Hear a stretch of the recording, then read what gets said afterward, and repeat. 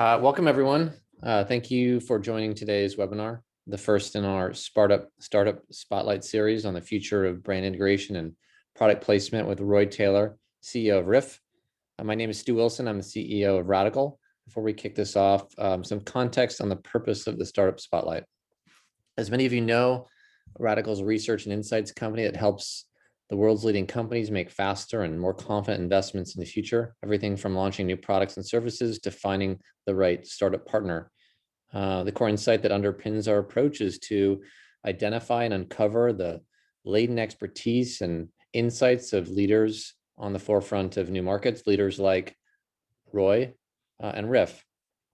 In the course of our work, we're introduced to hundreds of amazing startups each year. We asked ourselves, when we see a startup that can help the world's leading companies and brands solve a problem, why don't we feature them? And doing so, can we help the companies and startups create value for each other? And so here we are with Ryff and its CEO, founder, Roy Taylor, who we introduced to through our work with Diageo. On the forefront of digital brand integration, Ryff has developed AI-enabled digital product placement technology that allows brands to scalably integrate their products and logos into film and television. Perhaps you saw their spot with Coca-Cola during the NCAA tournament this past weekend.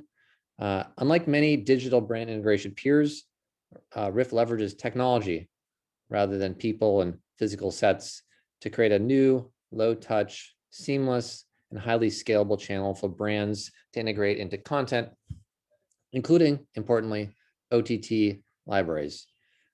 As I noted, we have here today Roy Taylor, CEO and founder of Ryff. Roy has a long history in technology, having previously been head of AMD Studios, chipmaker's media and entertainment arm, where, fun fact, he picked up executive producer credits for 3 VR productions, as well as India's highest grossing film at the time. Before that, he had multiple leadership roles at AMD and NVIDIA. He's a technologist who loves media and brand marketing and saw a problem that he set out to solve. Quick note before we start, if you have questions that haven't already been submitted, you can use the chat and we'll share them with Roy. Roy, thanks for being here. Thank you for having me. Thank you for everybody that's listening in right now. Awesome. Before we get into and show some examples of Ryff's work, maybe we can start at the beginning. What is Ryff and why did you start the business? So Ryff is one of a new breed of direct-to-creator platform companies. Only we do it for brands and entertainment. We started the company in June 2018 after I realized that it was possible to calculate where light is in a scene, and armed with that information, that we could do digital integration in a completely new way. Awesome. Before we get into too deep into Ryff and how it works with brands and content owners, and because of how visual Ryff's work is, I thought showing some examples would make sense. I know you prepared a reel, so do you want to share your screen and play it now? Yeah, absolutely. Now.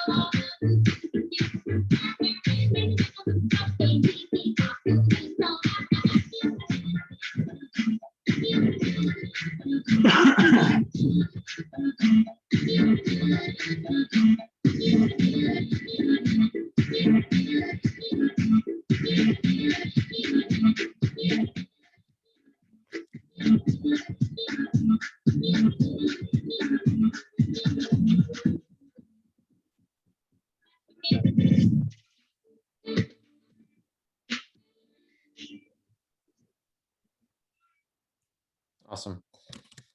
So let's talk about Ryff and the problem it's set out to solve. When you look out at advertising more broadly and brand integration more specifically, what do you see as the biggest problems for brands first, and then content owners secondly? Yeah, those are great questions. For brands, I think the issue today are two things. One is relevance. It's not good enough today to put out messages that will only work for one particular kind of audience. The days of a homogeneous kind of middle class family are no longer with us. So you must make sure that your message is relevant. And secondly is about reach. When we are no longer watching TV adverts or looking at billboards, how do brands reach multi-million scale audiences with content which is relevant? So I think those are the challenges for brands. For content owners, on the other hand, they have another set of very difficult challenges. One is with TV and traditional advertising revenues down as drastically as they are, how do they get funding to tell their stories? And when they get that funding, how do they ensure the best possible return on investment? And how do they get that money, but also retain artistic control? That mean they can tell the stories the way they want to and reach the audiences, but do it with integrity and in a way which supports the creative. Let's go a little bit deeper into that. If I'm a brand like Coca-Cola, he recently worked with, what can I do with Ryff that I can't do with traditional product placement or other types of digital brand integrations? Yeah, there's a lot of things, but let me just pick out some of the bigger ones. First of all, you can react in real time. The way that we built our platform and with the technology that we have, you can turn a program around really, really fast. You can do in hours what would have traditionally taken weeks or months. So that allows you to react to circumstances as they happen. And after the last year, I'm sure that will make sense and resonate to everybody. The other thing that you can do now is you can start to plan. So you can react quickly, but you can also plan. No one does anything with brand integration and product placement with planning today because you can't. So for example, you can flight, that is to say, plan in advance if you're going to scale programs up, scale them down with billboards or traditional advertising, but you can't do that today with brand integrations. So you can do flighting, you can react in real time, but you can also reach multi-million audiences in a way you couldn't before. So for example, if you were Nike, if Nike are here today, if you wanted to, for example, launch a new version of the Miler running shoe for women, how do you get that in front of 25 million people today? And it's very difficult without using Facebook. But with Ryff, what you could do is we could see that the shoes were integrated into existing catalog as well as new product, so you can reach that audience. So those are just some of the things you can do. And can you talk a little bit about why, or maybe firstly, tell us a little bit about the work you did for Coca-Cola since it is recent, and then secondly, talk a little bit about why Coca-Cola came to you. What were they looking for from you, and why did they ultimately choose to work with you on this campaign? Yeah, thank you, Stu. First of all, I want to make a call out for Universal McCann and for the two executives there, Rob and Jessica, whose idea we were to take to Coca-Cola. They wanted to try and find a way that they could use content from the past to tell new stories today. Now, in the case of the March Madness and the NCAA amateur or college basketball here, there was an opportunity to take the last time that UCLA was in the Final Four back in 2006 and take that content and then in a fun way add some messaging around Coca-Cola into that, which then linked you to today and what happened at the weekend. Sadly, UCLA didn't get through, so we're all sad about that. But the advert was a great success. Great. And I guess if you're a content owner, and you've touched on some of these things already, but perhaps provide a little bit more detail. What does Ryff enable, and how different is that from the status quo? So status quo today is that there is no way to monetize catalog. It's not possible. You could perhaps try and use traditional post-production to update catalog, but it will be too expensive and too slow. What we can do for a content owner is to take catalog, which today, because of streaming, is extremely popular. I mention that because traditionally, when you only have normal broadcast, whether your content is seen or not would be down to the controllers at the network deciding schedules. But today they can make all of their content available. So catalog is important in a new way, in a way that it wasn't previously because of streaming. Well, now what we can do is we can take that catalog, and where it makes sense and where it is narratively supportive, allow you a new way to monetize by putting brands into that content that continue to tell the story with integrity, but create an opportunity for brands to get exposure. So you can make money. You can get additional revenues. The other thing that you can do is, if you're a content owner, is comfortably make a new production without having the brand on set or having to necessarily secure the deal with the brand in advance. So I have been told many, many times, perhaps as many times as 100, that someone with a TV show which is just starting to take off will get called by the brand or by their agents and asked, my brand really, really wants to be in your show. Can you do it? And they would say, no, I'm sorry. Production is now finished. There's no way to do that, even when they would very much like to have taken their money. Today with us, that's no longer an issue. And in fact, our first major project on a Selena Gomez film called This Is a Year with General Mills was just that. The film was finished. General Mills wanted Cinnamon Crunch Toast to be in the film. And because of our platform, we were able to deliver that for them. Great. Maybe we can go back to your comment on flighting. It sounds like historically, for the reasons you've described, product placement doesn't make sense for promotion, but now maybe it could. And maybe you could talk a little bit about what kind of opportunity that presents for brands if there are certain types of products that you think make sense for flighting, and what that flighting might look like.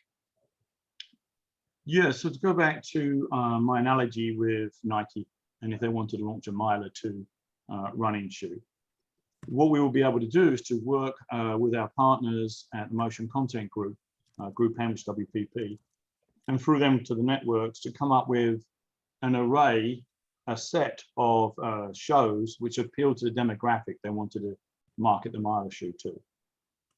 Now, I want to add at this point that even if the content is perfect, if adding the running shoe would in some way not support the narrative, the content of the show, then we wouldn't suggest it and they probably wouldn't want it. But there are many, many opportunities where you could easily do so. So we would then plan out the scenes, the shots, and the shows with the networks, and then deliver that as a package. In fact, we already do this to Nike in this case, and say, right, the networks who have the rights to do this have compiled these lists of shows and content and scenes. Here's the package of them. And if you'd like to go ahead, we'll then go and do the integrations. Got it. Can we talk a little bit about your partnership with WPP? Yeah, so over Christmas, we signed a 2-year agreement with WPP through Group M and the Motion Content Group for us to do what I just described, which is work directly with the networks. Great. And if I'm a brand, what does that partnership open up to me? Are there certain content types, certain content owners that that opens up for brands working with Ryff? Well, absolutely. It gives us scale. Ryff is a new company, and I certainly would not by myself be able to tell somebody that we could get them to network shows on NBC or ITV or Channel 4. But through this partnership, those possibilities now exist. Awesome.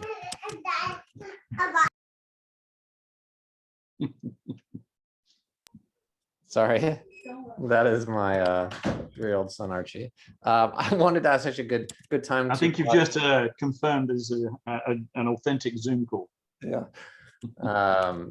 I was going to say I wanted to pause for a moment, ask you about the piece you posted this weekend on NFTs. I saw a piece in the Hollywood Reporter last week that was particularly bullish on the potential of NFTs for Hollywood, and you're bullish on it for both Hollywood and brands. And so I'd love to understand more of your perspective. Maybe you can start by quickly introducing, for those who aren't familiar, what is an NFT?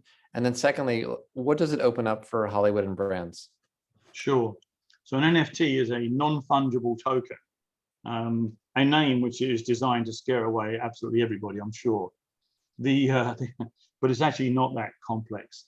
The way to think of it is like a unique barcode that's digitally hidden into any digital object. It could be a tweet, it could be a text, it could be a beautiful piece of art, 3D sculpture, anything which is digital. The relevance of the barcode is traceability and authenticity. Because it's a unique barcode, unique to that item, you now have the authenticity and that traceability, as I said. The reason I think is very important is because you can now apply value to digital assets.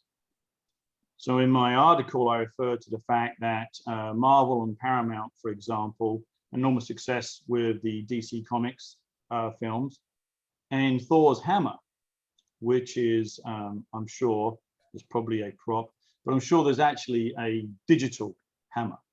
You could now create that to be an NFT. What that means is that hammer is now become unique. There's no other hammer like it. And that means that if they wanted to, they could say, this is the digital model that was used in the films. We've authenticated it. Now, if they wanted to, they could sell it. Now apply that across all of the digital assets which exist in entertainment. Anything from the winning basketball that just took place in the NCAA. Well, that was a real one. But if it's a digital one, then that could be an NFT. Anything could become an NFT. The tram trolley thing behind you could become an NFT. Right. Can you touch on the role that Ryff can play here? Yes. Because we use digital assets in our work with our platform, those digital assets can themselves be NFTs. So in the case of the Coca-Cola bottle, which we put in the hand of the Bruins Bear this weekend for the NCAA and Coca-Cola, that could become an NFT. And then the digital asset that we used now has an intrinsic value because you will know it is exactly the one that was used that way.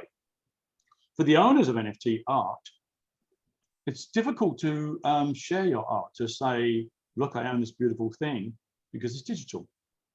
But imagine where we could get you access, and we could now take your piece of digital art. For example, the objet d'art was sold for $69 million.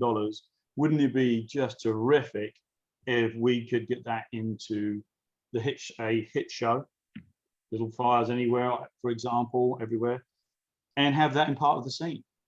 Now, for the owner of his $69 million pieces of art, it's available for the world to see. It's on display. So that can also be achieved. Yeah, it's very exciting.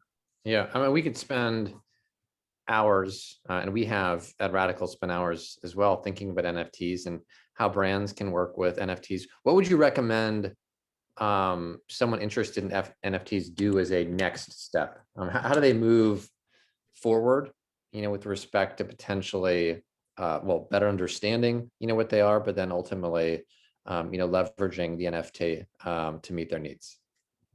Well, there are a lot of websites that can give you a basic introduction to NFTs and tell you about them and how they work. But if you are in entertainment, and I assume if you're on the webinar today, you're involved in entertainment, then just contact us and we can go through with you what the possibilities are. Awesome. We talked a little bit about traditional TV advertising suffering given declining viewership. You've talked a little bit about the extent to which digital brand integration can make up that gap. How big is the potential for digital brand integration, and especially when you consider OTT libraries, to make up for the losses that we've seen in traditional advertising? Yeah, another good question. So according to PQ Media, the digital product integration or brand integration market is around $23 billion. Traditional TV advertising, I think, is going to dip this year below 100 billion globally. And I think it's set to decline by 5%. So it's still a big business, but it's going to continue to decline based on all the information available to us right now. I think that decline will continue only because Generation X and Generation Y and millennials just have shown themselves to be completely intolerant of interruption. And I think it's interesting to think about the fact that all advertising since World War II has been interruption based. What I mean by that is, we interrupt your program to share this message from our sponsor, whether it was on a radio play, TV show, or a sports game, it's interruption. I would argue even when it's a 2D overlay during a game, that's an interruption. And I think that we're becoming intolerant, which means that the future for messaging and brands needs to be integration, immersion, and not interruption. I believe that ensuring that brand messages can be delivered authentically and narratively through content has a fantastic opportunity to try and replace some of the lost revenues. And I see no reason why the alternative to SVOD should not be AVOD, but PVOD. A channel where it is completely free, without subscription, but doesn't have adverts either. It just has product integrations. Mm-hmm. That would mean uninterrupted, pleasurable viewing, provided that we don't suddenly have cheesy placements everywhere, which we're very much against. But I think it's a viable alternative. And we are already in discussions with some studios about that. Yeah. And when you think about traditional, and I'm kind of stuck on the flighting concept because I think it changes the nature of brand integration. Correct me if I'm wrong, but traditional brand integration is brand marketing. It's about building a brand. But if you're able to insert brand collateral in more promotional ways, you lean into being more performance marketing. And I'm curious, with respect to the performance marketing and the flighting concept, how early are we with respect to that potential, and what kind of data or anecdotal evidence do you have to suggest that that is an opportunity, that can be, much bigger than it is today? So the first thing to point out is that the worldwide digital media market is going to be $2.6 trillion by 2025. And the reason it's so much more gigantic than product placement or TV advertising is because we have this unstoppable trend towards a digital modality. And what that means is that the newer generations are experiencing all of their entertainment world digitally. So it doesn't make any sense to put a billboard on the London Underground if all of the people on the platform are looking at their phones. Now, when you start to think about it that way, the much bigger opportunity, for example, is for Ryff to start working in social media and with influencers. We've just had a milestone breakthrough for our platform and discovered that we can do ingestion, which means to recognize the content in real time, and to do integrations in real time.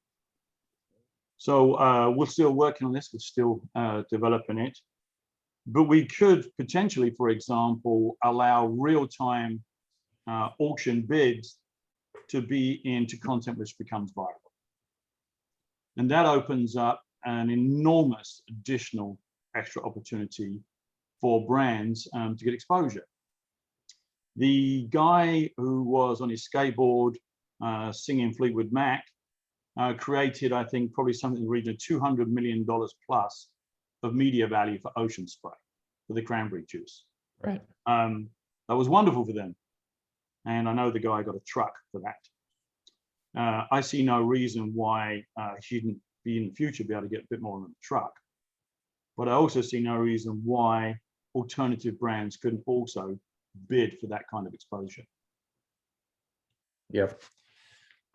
There's a question from the audience about competition. And I know that a number of our registrants and attendees are familiar with digital brand integration.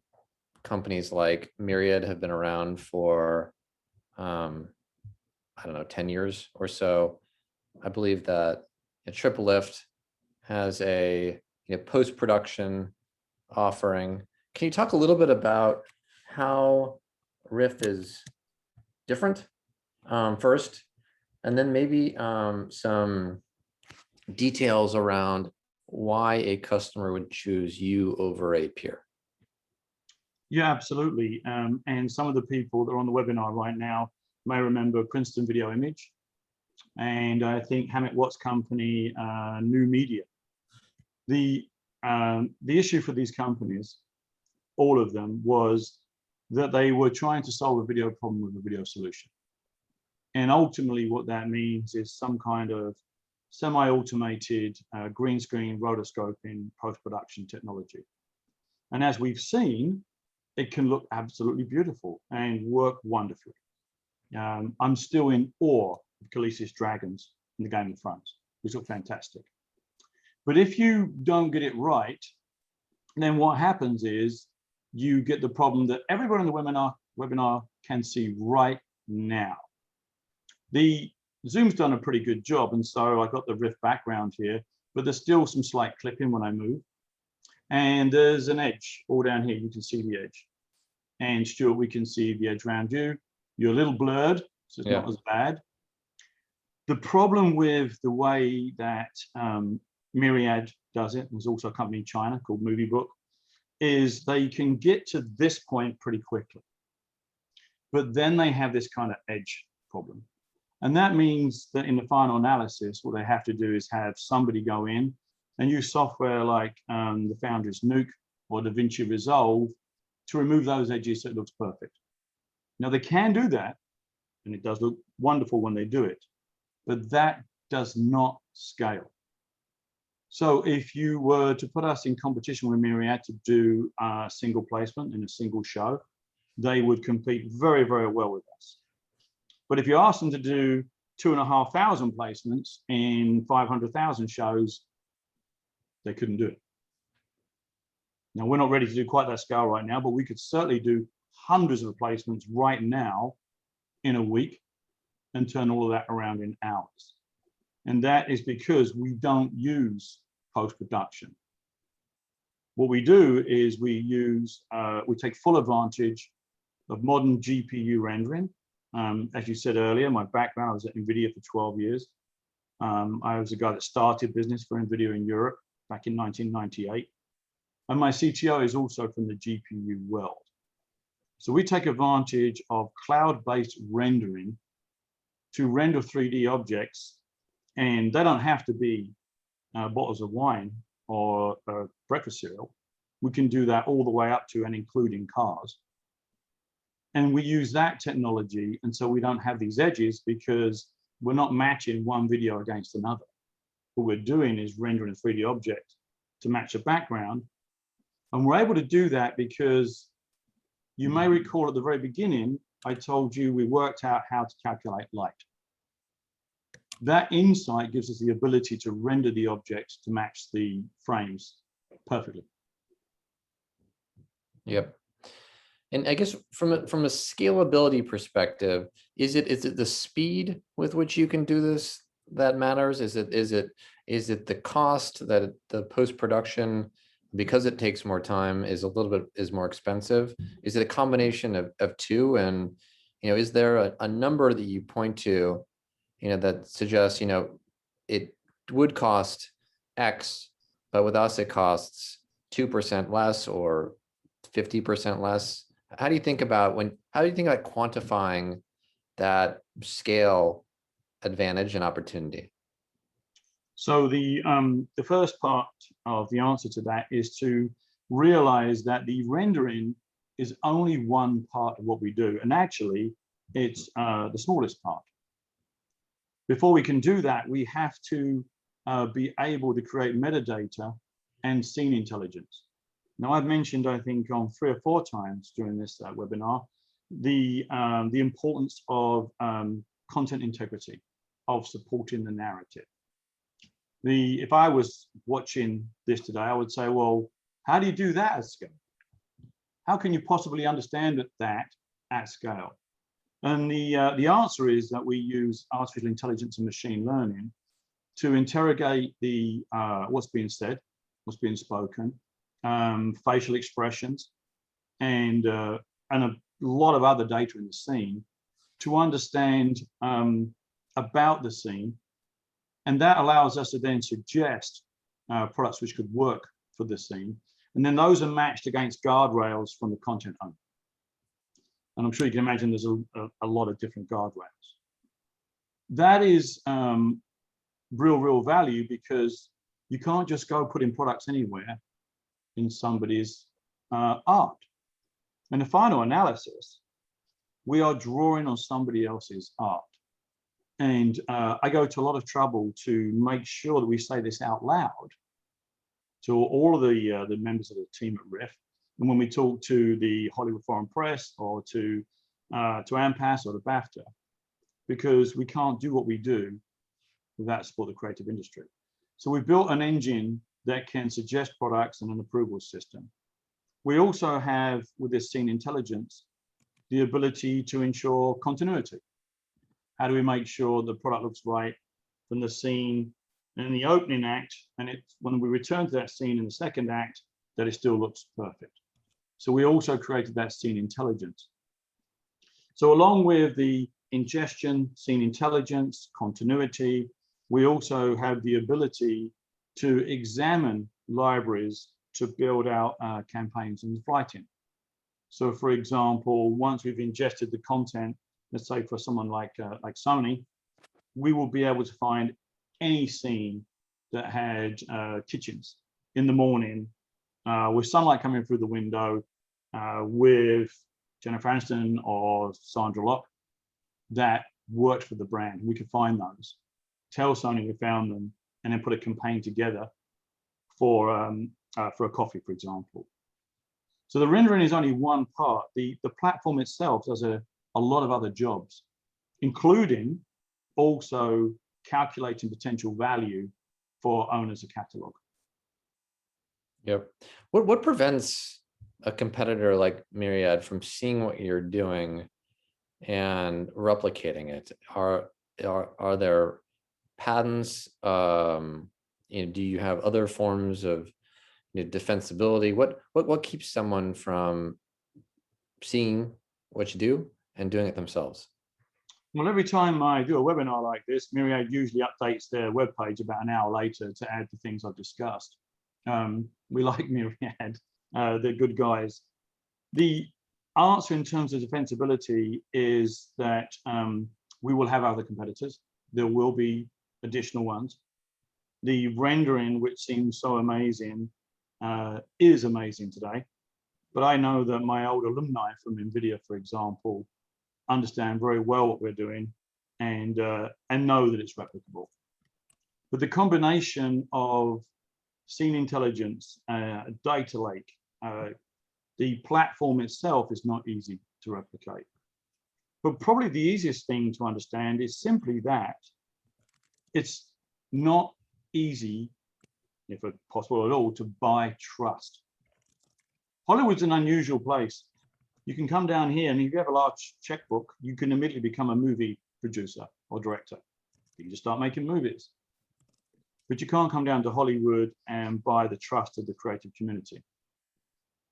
So I think we built a platform which does deliver on our promise to the creative community to suggest integrations which can bring in additional revenues while remaining true to the integrity of what's been made. Yep. If I'm a brand and a content owner, are there questions, the answers to which are yes, suggest that I should be working with Ryff? For example, I don't know, I sell like high velocity consumer products that can easily fit into a scene, or perhaps I'm an auto OEM and I want to place a new 2022 Volvo in a piece of content as a promotion. Those are obviously two completely different companies and products, but are there questions like that, that suggest I should be working with a company like Ryff? Absolutely. In fact, we just last week spoke to a very, very large car brand, well known to everybody in the webinar, who said, well, look, we want to give the car to the lead actor in a particular show. He gets it as a gift. So why would we want to do that digitally? Because we want him to have it. We want him to try, and we want some of the other people involved in the show to have our cars too. So we said, of course, but you may update, for example, the electronics inside the car. Between the period you're given the physical car and when you go, when you air, you may do a UI update, and you may want that featured. So we could update the UI inside the car. But one of the things that excited them a great deal was, in this particular show, the lead character lives in Calabasas and drives down to Hollywood. So he's constantly on the 101. So we suggested, why don't we change your brand traffic density? What do you mean by that? Well, right now, whatever other cars are in the scene are entirely accidental based on when you do the filming. A bit like behind you of your right shoulder, the photographer who took this beautiful image of you, of the tram, had no control over those cars. Well, we could add some of your other vehicles.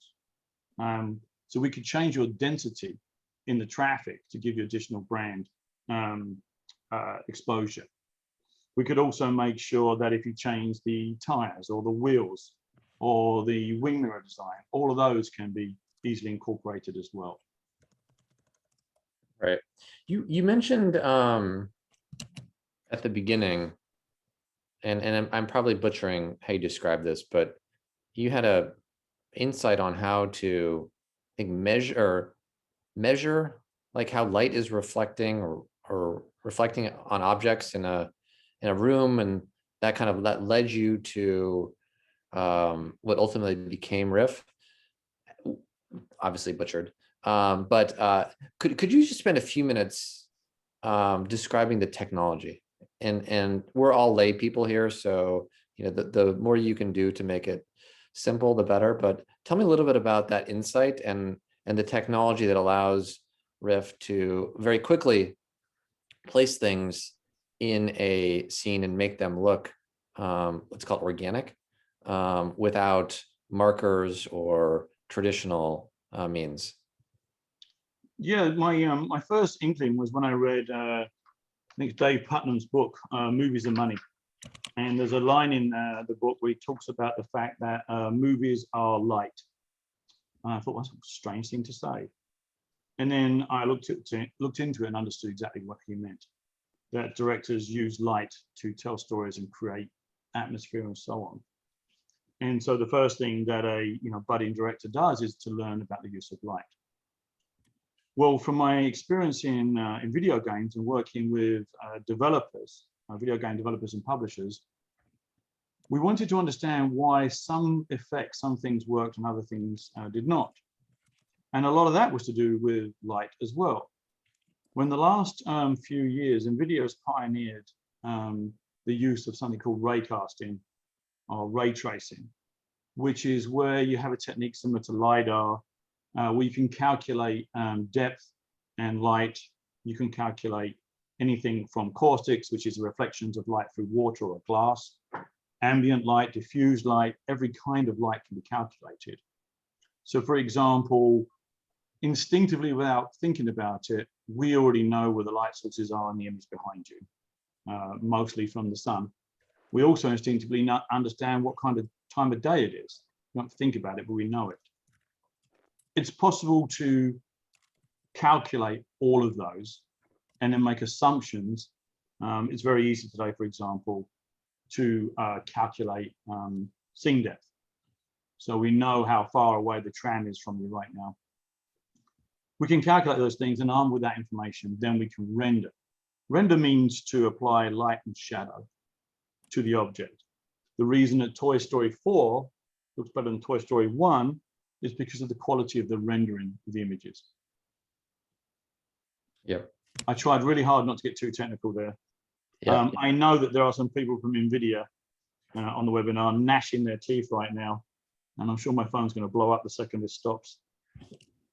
Yeah, I mean, part of making it simple is to abstract away the details, and anyone who loves the details is going to have an issue with that. But I appreciate that description. Maybe following up on technology, your customers are many of the world's leading companies, and trusting new entrants is not in their DNA. Can you tell me why a big company should trust a startup to scale to enterprise level? You spoke to scale a little bit earlier, but I think this scale in slightly different context. Tell me a little bit of why they should trust you to be able to work with them at scale.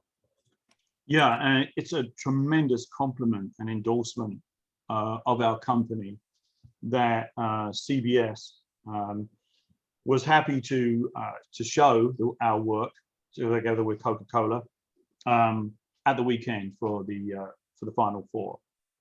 And I think it's a tremendous compliment to us that Universal McCann felt comfortable to promote us this way, and that Warner Media were happy to work with us this way as well.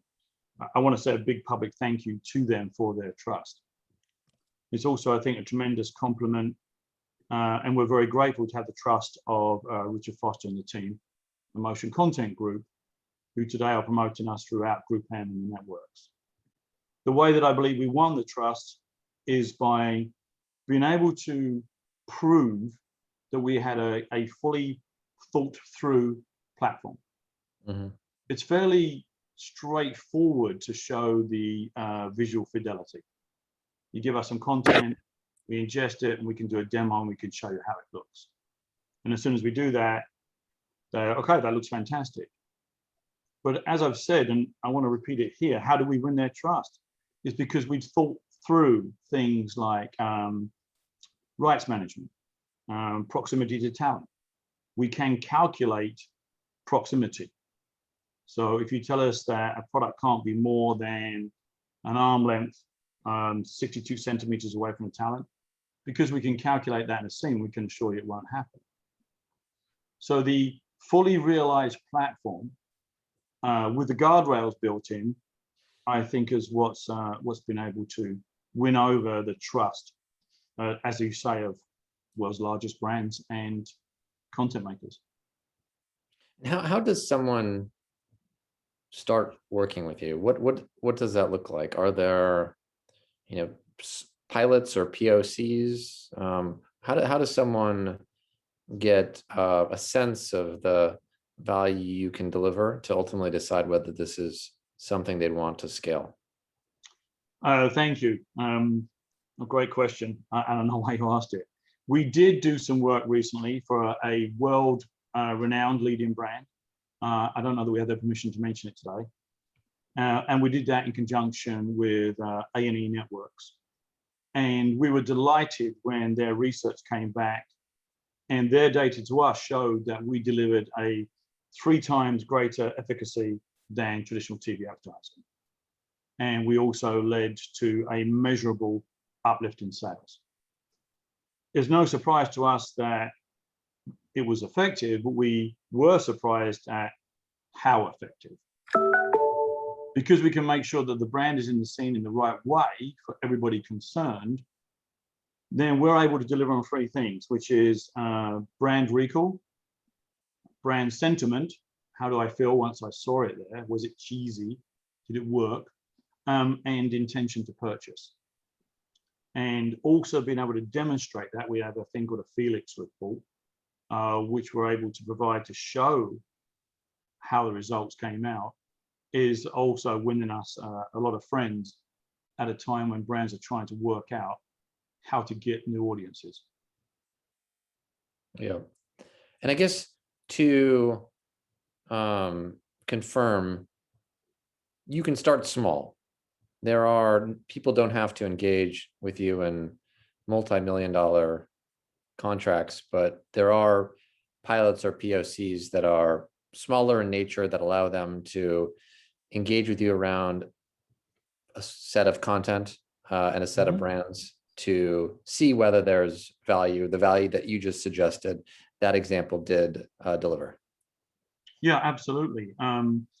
The head of sales for Ryff is here with us today, Sarah Corsi, and we're able to support programs down to $10,000 because of the way we built the platform, because we are able to respond quickly and build out opportunities quickly. We can be extremely flexible. Yep. And on the content owner side, what do those relationships look like? And I'm not asking you for the specifics, which are, non-disclosable, but what does a contract look like with a Warner Media type company? Yeah, you come to us, you ask us to look at some content. We then ingest it, and we usually do this for free, especially for the first time. And then we give back to you what we call a MOV report, M-O-V, which means movie value, but because it's more than movies, it's sports, it's social media, we call it a MOV. That report will show to you the kind of opportunities that exist in your content. And so the report breaks down the amount of screen time, where the placements can be, how and why they fit for the narrative for the content owner, and how you could use these opportunities to tell your brand story. Because for brands, it's not just about being in the scene. It's about making sure that not only are you on brand message, but you're sharing the brand story, because all brands have stories. So the MOV report is able to show to you very quickly as a content owner what the opportunity is. If you have your own rate card, you can apply that against the data we share with you, or we can give you industry rate cards, which would show you the potential value of the content. Yep. And when you look out 5 years, what's your vision for brand integration and the role that Ryff plays in it? What does this look like in the future state versus today, which is new and different and valuable, but still in its relative infancy?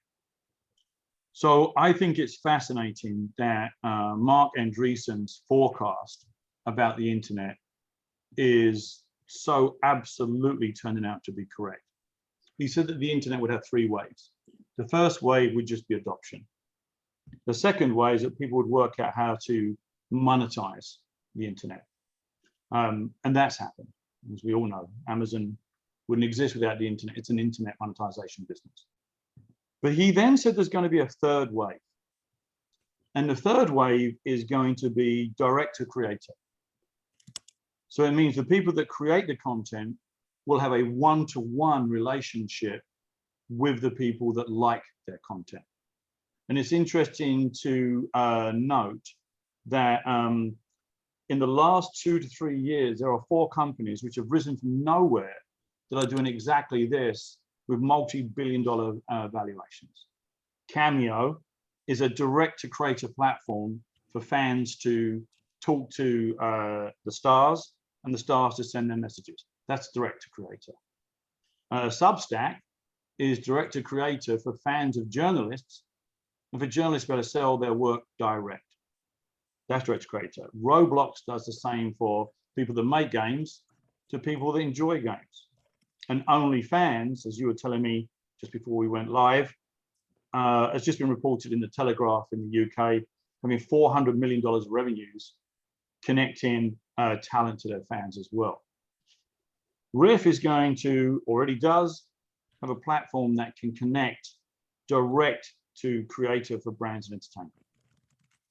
And I think that we are going to see that Mark Andreessen's right, and that this is a start of a multi-trillion-dollar third wave for the internet and entertainment and brands. Yep. Is traditional product placement dead? No, it will still have its place, and I believe 5 years from now there will still be interstitial TV adverts. I hope there are, and some of the people watching might be surprised to hear me say that. But you can't be British and not love British TV adverts at Christmas. Yeah. Some of the most heartwarming, endearing, wonderful TV adverts that have ever been made come out in Britain at Christmas. I hope that John Lewis continues to make Christmas TV adverts for forever, because they're great. Yeah, yeah. I've enjoyed the John Lewis commercials. I'm a crier. So Me too. Huge definitely shed a tear at a few of those advertisements. Well, Roy, I really appreciate your time today. Appreciate all your perspectives. Appreciate all the questions from the audience, both ahead of time and during the webinar. Maybe we could end just by you sharing, if people want to get in touch with you and Ryff, and learn more about Ryff, how best to do that? They can either visit our website, www.ryff.com, RYFF. Ryff, by the way, comes from jazz music, to spontaneously create. But probably the best thing to do is to email Sarah.